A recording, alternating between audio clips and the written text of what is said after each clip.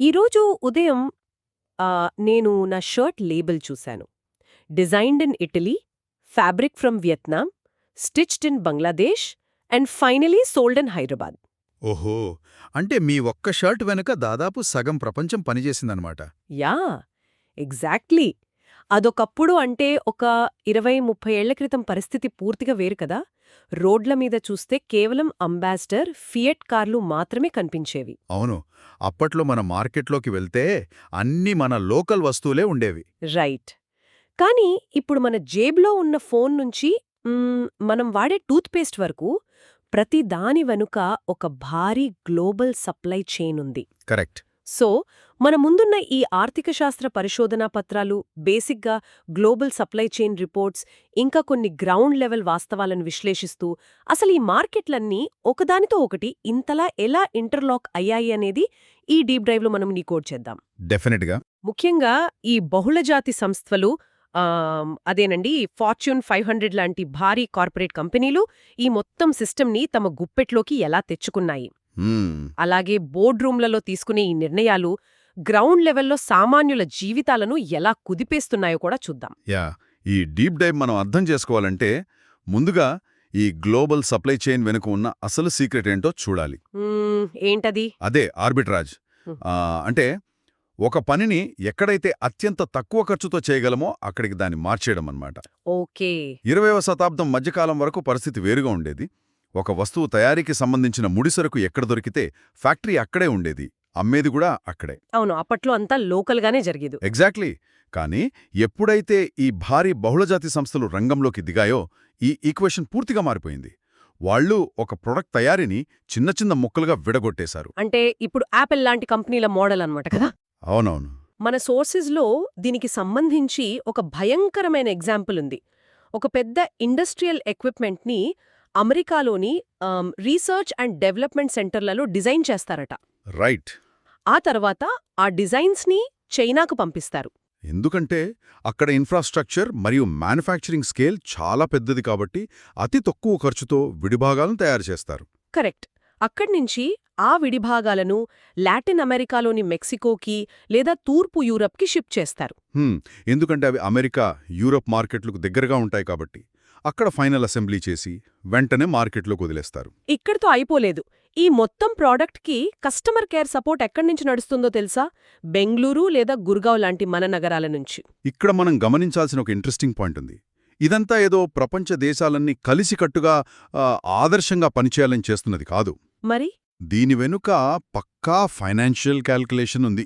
బేసిక్గా ఇలా ప్రొడక్షన్ని వేర్వేరు దేశాల్లో డిస్ట్రిబ్యూట్ చేయడం వల్ల ఈ సంస్థలకు ఏకంగా 50-60% కాస్ట్ సేవింగ్స్ వస్తున్నాయి. వావ్! 50-60%? అవును, ఇది చిన్న నంబర్ కాదు. దీనివల్ల వాళ్ల లాభాలు విపరీతంగా పెరుగుతాయి. ఇదే స్ట్రాటజీతో 1995లో అమెరికన్ దిగ్గజం ఫోర్డ్ మోటార్స్ చెన్నైలో మహీంద్రాతో కలిసి ఒక భారీ ప్లాంట్ పెట్టింది. 1700 కోట్ల రూపాయల పెట్టుబడితో కదా. ఎగ్జాక్ట్లీ. ఆ ప్లాంట్ కేవలం ఇండియన్ మార్కెట్ కోసం కార్లు తయారు చేయడానికి రాలేదు. తక్కువ ఖర్చుతో కార్లు, విడిభాగాలు తయారు చేసి బ్రెజిల్, సౌత్ ఆఫ్రికా లాంటి దేశాలకు ఎగుమతి చేయడానికి ఇండియాను ఒక బేస్ క్యాంప్లా వాడుకుంది. హోహో, అంటే వాళ్ళు ఇక్కడ ఫ్యాక్టరీ పెట్టింది మనకు కార్లు అమ్మడానికి మాత్రమే కాదు, మనల్ని వాళ్ల గ్లోబల్ ఎకోసిస్టంలో ఒక చిన్న పార్ట్గా చేసుకోవడానికన్నమాట. అవునవును. కానీ ఇదొక పద్ధతి అయితే, ఈ బహుళజాతి సంస్థలు వాడే ఇంకో స్ట్రాటజీ నాకు ఇంకా సర్ప్రైజింగ్ అనిపించింది. ఏంటది? నేరుగా వచ్చి ఫ్యాక్టరీలు పెట్టడం కాకుండా అప్పటికే ఇక్కడ సెటిల్ అయిన స్థానిక కంపెనీలని ఏకంగా కొనేయడం. దీనికి best example Cargill Foods. Right. Cargill Foods Parag ఫుడ్స్ని టేకోవర్ చేసింది కదా. అవును, పరాగ్ ఫుడ్స్ అనే మన లోకల్ కంపెనీని కార్గిల్ కొనేసింది. అసలు కార్గిల్ లాంటి గ్లోబల్ జాయింట్కి ఒక లోకల్ కంపెనీని కొనాల్సిన అవసరమేమొచ్చింది? వాళ్ల దగ్గర లేని డబ్బులా? డబ్బుల సమస్య కాదిక్కడ.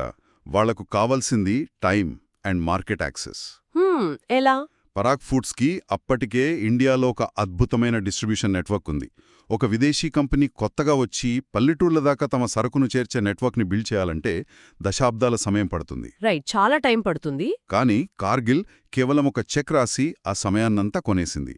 ఆ ఒక్క యాక్విజిషన్తో కార్గిల్ సంస్థ ఇండియాలో రోజుకు ఏకంగా 5 మిలియన్ల వంట నూనె ప్యాకెట్లను ప్రొడ్యూస్ చేస్తూ నంబర్ 1 ప్లేస్కి వెళ్ళిపోయింది. వావ్! అసలు ఈ బహుళజాతి సంస్థల దగ్గరున్న క్యాపిటల్ రిజర్వ్స్ ఎంత పెద్దవంటే కొన్ని డెవలపింగ్ కంట్రీస్ ప్రభుత్వ బడ్జెట్ కంటే కూడా ఒక సింగిల్ సంస్థ సంపద ఎక్కువ ఉంటుంది. వాళ్ళు తలుచుకుంటే ఏ మార్కెట్నైనా నిమిషాల్లో స్వీప్ చేయగలరు. ఖచ్చితంగా. ఈ యాక్విజిషన్స్ వింటుంటే లాజికల్గానే అనిపిస్తుంది.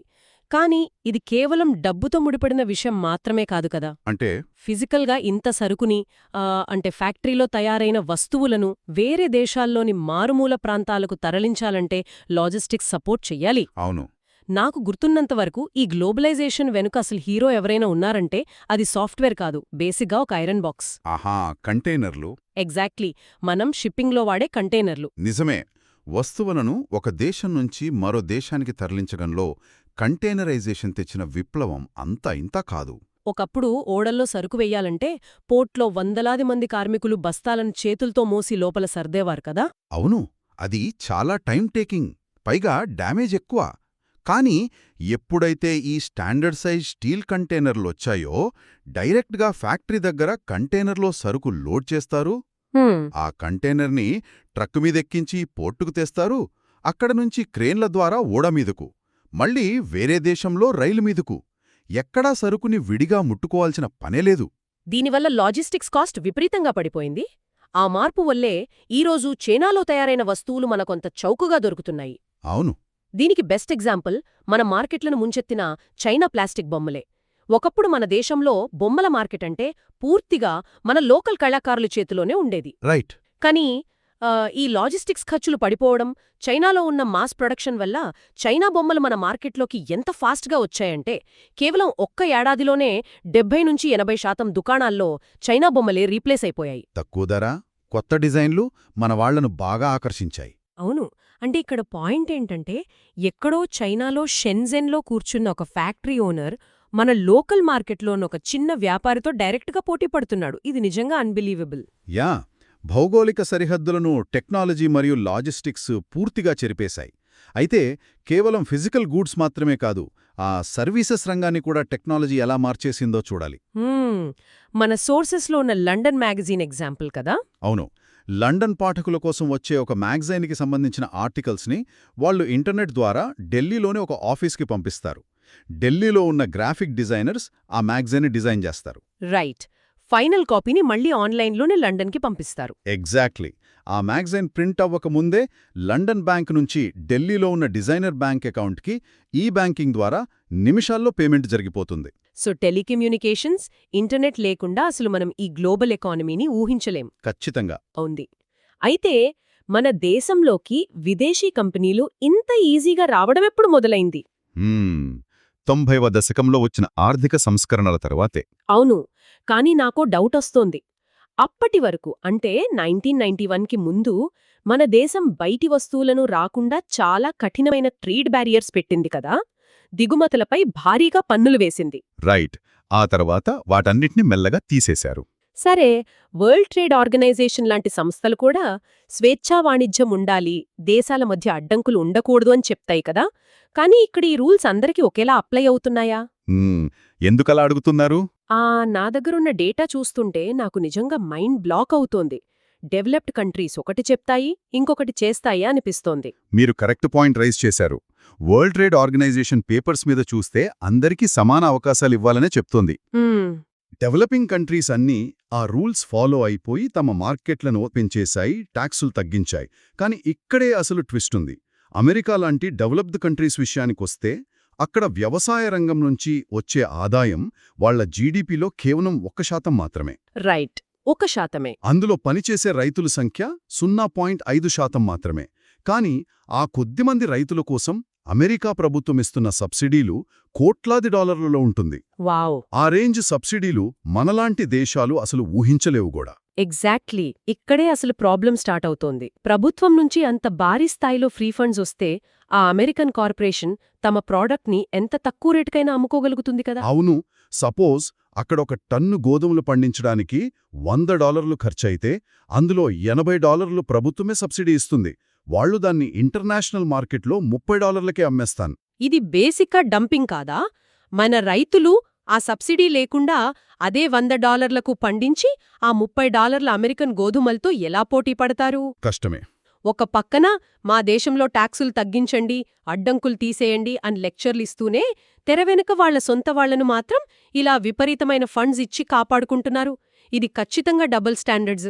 100% ఇది డబుల్ స్టాండర్డ్సే. ఈ అసమానతల వల్లే డెవలపింగ్ కంట్రీస్ తరచూ వరల్డ్ ట్రేడ్ ఆర్గనైజేషన్ సమ్మిట్స్లో గొడవపడుతుంటాయి. ఈ స్వేచ్ఛా వాణిజ్యం అనేది పేరు కానీ ప్రాక్టికల్గా చూస్తే ఇదొక అనీవెన్ ప్లేయింగ్ ఫీల్డ్. డబ్బు, పవర్ ఉన్న దేశాలు రూల్స్ని తమకనుకూలంగా వాడుకుంటున్నాయి. అవును. సో ఈ పాయింట్తో మనం కాయిన్కున్న రెండో వైపు చూడాల్సిన టైం వచ్చింది. గ్లోబలైజేషన్ అనేది ఇండియాలో అందరికీ ఒకే రకమైన రిజల్ట్ ఇవ్వలేదు కదా. నిజమే. మన దేశంలో దీనివల్ల రెండు వేర్వేరు ప్రపంచాలు సృష్టించబడ్డాయి.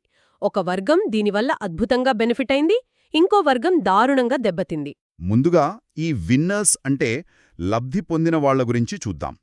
మన ఐటీ సెక్టార్ బూమ్, అలాగే పట్టణాల్లోని మిడిల్ క్లాస్ కన్జ్యూమర్స్, వీళ్లందరికీ మునుపెన్నడూ లేనంతగా చాయిసెస్ పెరిగాయి. హై క్వాలిటీ వస్తువులు అందుబాటులోకి వచ్చాయి. అవును. అంతేకాదు, మన దేశానికి చెందిన కొన్ని కంపెనీలు కూడా ఈ గ్లోబలైజేషన్ని ఒక ఆయుధంగా వాడుకున్నాయి. టాటా మోటార్స్, ఇన్ఫోసిస్, రాన్ బ్యాక్సీ లాంటి కంపెనీలు ప్రపంచంలోని వివిధ దేశాల్లో తమ బ్రాంచీలు ఓపెన్ చేసి వాళ్లే స్వయంగా బహుళజాతి సంస్థలుగా ఎదిగాయి. వావ్, ఇది గ్రేట్ అచీవ్మెంట్. దీనికి తోడు మన ప్రభుత్వం కూడా విదేశీ పెట్టుబడులను ఆకర్షించడానికి స్పెషల్ ఎకనామిక్ జోన్లను ఏర్పాటు చేసింది కదా. ఈ SEZలో ప్రపంచస్థాయి మౌలిక సదుపాయాలు, నిరంతర విద్యుత్, నీరు ఉంటాయి. రైట్. అన్నిటికీ మించి అక్కడ కంపెనీ పెడితే మొదటి 5 ఏళ్ల పాటు వాళ్లు ₹1 కూడా ట్యాక్స్ కట్టక్కర్లేదు. ఇవన్నీ కార్పొరేట్ సెక్టార్కి ఒక గోల్డెన్ ఎరా లాంటివి. Tax holidays, world class infrastructure, వినడానికి ఇవన్నీ బాగానే ఉన్నాయి. కానీ ఇక్కడే నేనొక ఇంపార్టెంట్ పాయింట్ రేజ్ చేయాలి. చెప్పండి. ఈ గ్లోబలైజేషన్ మెరుపుల వెనుక ఎంత చీకటి ఉందో మన సోర్సెస్లోని 2 కేస్ స్టడీస్ చదివితే అర్థమవుతుంది. మన దేశంలో వ్యవసాయం తర్వాత అత్యధిక మందికి ఉపాధి కల్పించేది చిన్న తరహా పరిశ్రమలు. అవును, MSMEలు. అందులో రవి అనే ఒక చిన్న వ్యాపారి కథ చూద్దాం. రవి 1992లో టీవీలో వాడే కెపాసిటర్ల తయారీ మొదలుపెట్టాడు. తన దగ్గర ఒక 20 మంది కార్మికులు పనిచేసేవాళ్లు. బిజినెస్ బాగానే రన్ అవుతోంది. కానీ 2001లో ప్రభుత్వం ఎప్పుడైతే ఎలక్ట్రానిక్ విడిభాగాల దిగుమతులపై ఉన్న ఆంక్షలు తీసేసిందో ఒక్కసారిగా సీన్ మారిపోయింది. అవును, ఆంక్షలు తీసేగానే విదేశీ బహుళజాతి సంస్థలు మార్కెట్లోకి ఎంటరయ్యాయి. వాళ్ల దగ్గరున్న మాస్ ప్రొడక్షన్ వల్ల రవి అమ్మే ధర కంటే దాదాపు సగం ధరకే ఆ కెపాసిటర్లను ఇండియాలో డంప్ చేయడం స్టార్ట్ చేశారు.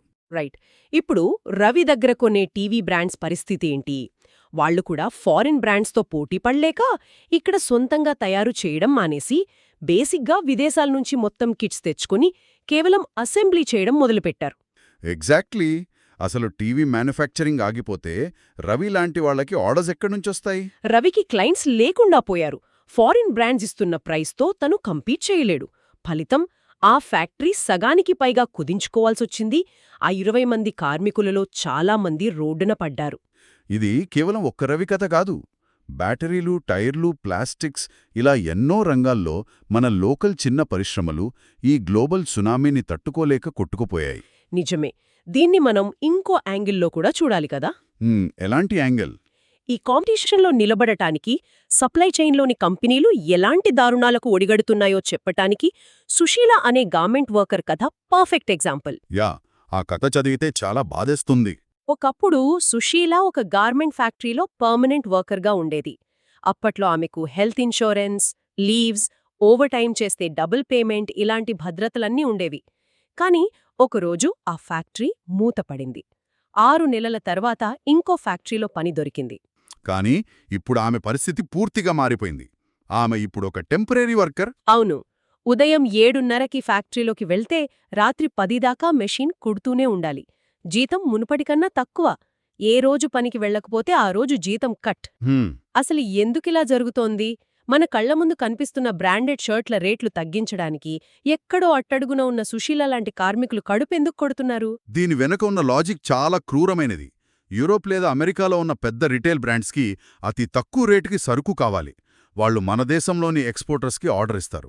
రైట్. ఈ ఎక్స్పోర్టర్స్ మధ్య కూడా విపరీతమైన కాంపిటీషన్ ఉంటుంది. ఆర్డర్ దక్కించుకోవాలంటే ప్రైస్ తగ్గించాలి. మరి కాస్ట్ ఎక్కడ కట్ చేస్తారు? ముడిసరుకు రేట్లు వాళ్ల చేతుల్లో ఉండవు. అవును. ఇక వాళ్లకు కనిపించే ఏకైక మార్గం కార్మికుల జీతాలు. కార్మికుల వెల్ఫేర్, బెనిఫిట్స్ అన్నీ కట్ చేసి వాళ్ల చేత గొడ్డు చాకరీ చేయిస్తారు. దీనికి తోడు ప్రభుత్వాలు కూడా ఫ్లెక్సిబుల్ లేబర్ లాస్ పేరుతో కంపెనీలకు ఫుల్ ఫ్రీడమ్ ఇచ్చాయి కదా. అంటే ఆర్డర్స్ ఉన్నప్పుడు కార్మికులను తీసుకోవడం, సీజన్ అయిపోగానే వాళ్లను పీకేయడం. అవునవును. విదేశీ పెట్టుబడులు రావడం కోసం మనం కార్మికుల బేసిక్ రైట్స్ని బలిపెడుతున్నామన్నమాట. ఒకవైపు చూస్తేనేమో లక్షల కోట్ల లాభాలతో ఇంటర్నేషనల్ కార్పొరేట్ ఆఫీసుల మెరుపులు, మరోవైపు చూస్తే ఒకరోజు సెలవు పెడితే పూట గడవదనే భయంతో రక్తం ధారపోస్తున్న సుశీల లాంటి లక్షలాది కార్మికులు. ఎగ్జాక్ట్లీ. మనం మాల్స్కి వెళ్ళి వావ్ ఈ షర్ట్ బెస్ట్ డీల్ అనుకుంటాం, కానీ ఆ చౌకధనం వెనుక ఉన్న మానవ శ్రమ దోపిడీ మనకు కనిపించదు. ఈ వైరుధ్యం నిజంగా భయపెడుతుంది. ఖచ్చితంగా. గ్లోబలైజేషన్ అనేది మనం వెనక్కి తీసుకెళ్లలేని ఒక పరుగు. అది ఐటీ బూమ్ తెచ్చింది అన్నది ఎంత వాస్తవమో, ఈ గ్రౌండ్ రియాలిటీ కూడా అంతే వాస్తవం. ఇక్కడే మనకు కావాల్సింది ఫేర్ గ్లోబలైజేషన్, అంటే న్యాయమైన ప్రపంచీకరణ. న్యాయమైన ప్రపంచీకరణ అంటే రూల్స్ అందరికీ ఒకేలా ఉండాలి. సంపద అనేది కేవలం పైనున్న వాళ్లకే కాకుండా కింద వరకు చేరాలి కదా. అవును. ఫారిన్ కంపెనీలతో పోటీపడే స్థాయికి వచ్చేంత వరకు మన ఎంఎస్ఎంఈలకు ప్రభుత్వం రక్షణ కల్పించాలి. అవసరమైతే ట్రేడ్ బ్యారియర్స్ని చాకచక్యంగా వాడుకోవాలి. అలాగే కార్మికులకు కనీస భద్రత కల్పించేలా చట్టాలు కఠినంగా అమలు చేయాలి. అన్నిటికంటే ముఖ్యంగా డెవలప్ కంట్రీస్ ఆడుతున్న ఈ డబుల్ గేమ్స్కి వ్యతిరేకంగా మనలాంటి దేశానన్నీ ఒకటే ఫైట్ చేయాలి. అవును. అభివృద్ధి ఫలాలు ప్రతి ఒక్కరికీ సమానంగా అందనప్పుడు ఆ మోడల్ ఎక్కువ కాలం సస్టైన్ కాలేదు. గ్లోబలైజేషన్ ఉద్దేశ్యం మార్కెట్లను కనెక్ట్ చేయడం మాత్రమే కాదు, మనుషుల జీవితాలను బెటర్ చేయడం కూడా అయ్యుండాలి. కరెక్ట్. సరే, ఈరోజు మనం ఈ సప్లై చైన్స్, ట్రేడ్ రూల్స్ మరియు దాని వెనక ఉన్న గ్రౌండ్ రియాలిటీని చాలా లోతుగా విశ్లేషించాం. కానీ ఈ సోర్సెస్ అన్నింటినీ పక్కన పెట్టి భవిష్యత్తులోకి తొంగి చూస్తే నాకొక భయంకరమైన ఆలోచన వస్తోంది. అదేంటి? ఇప్పుడు మనం మాట్లాడుకున్నదంతా ఒకటే లాజిక్ మీద నడుస్తోంది కదా. బహుళజాతి సంస్థలు తక్కువ ఖర్చుతో వస్తువులు తయారు చేయడానికి మన దేశాలకు వస్తున్నాయి, ఎందుకంటే ఇక్కడ మనుషుల శ్రమ చాలా చీప్ కాబట్టి. అవును. రేపొద్దున్న మన ఆర్థిక పరిస్థితి మెరుగై మన జీవన ప్రమాణాలు పెరిగి ఇక్కడ శ్రమ కూడా ఖరీదైనదిగా మారితే పరిస్థితేంటి? దానికి తోడు ఇప్పుడు artificial intelligence, advanced robotics revolution వస్తోంది. వావ్, ఇదొక ఇంట్రెస్టింగ్ పాయింట్. రేపొద్దున్న బంగ్లాదేశ్లో ఉన్న ఒక కార్మికుడికన్నా ఆ ఒక అడ్వాన్స్డ్ రోబోట్కి అయ్యే మెయింటెనెన్స్ ఖర్చే తక్కువరో అని ఈ కార్పొరేట్ సంస్థలు డిసైడ్ అయితే, అసలు మ్యానుఫ్యాక్చరింగ్ అంతా తిరిగి అమెరికా, యూరప్లోని ఫుల్లీ ఆటోమేటెడ్ ఫ్యాక్టరీలకు వెళ్ళిపోతే జరగొచ్చు. అప్పుడు వస్తువులు ఇంకా అద్భుతంగా, ఇంకా చౌకగా తయారవచ్చు.